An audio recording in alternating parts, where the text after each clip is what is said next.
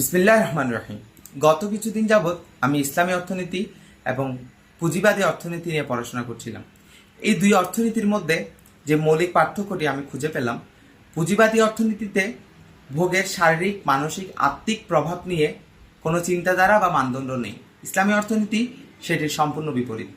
কারণ ইসলামী সমাজের অধীনে বসবাসকারী জনগণের মূল উদ্দেশ্য কখনো ভোগ নয়। ভোগ এখানে একটি উপলক্ষ মাত্র।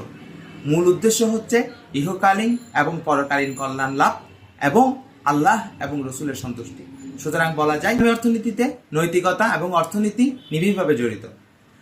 বর্তমান বিশ্বের অন্যতম একটি রাষ্ট্র আফগানিস্তানের দিকে যদি আমরা তাকাই, 2021 সালে বর্তমান সরকার ক্ষমতায় এসে একটি ভঙ্গুর অর্থনীতিকে ইসলামী অর্থনীতি তাদের নিজেদের রাষ্ট্রের প্রয়োগের মাধ্যমে আজকে কোথায় এনে দাঁড় করিয়েছে।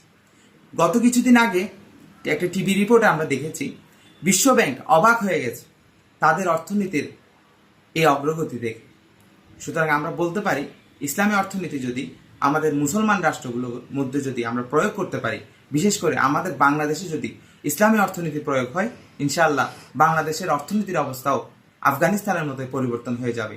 এই আশাবাদ ব্যক্ত করে আমি আমার আজকের এই আলোচনা এখানে শেষ করছি। আসসালামু আলাইকুম ওয়া রাহমাতুল্লাহি ওয়া বারাকাতুহু।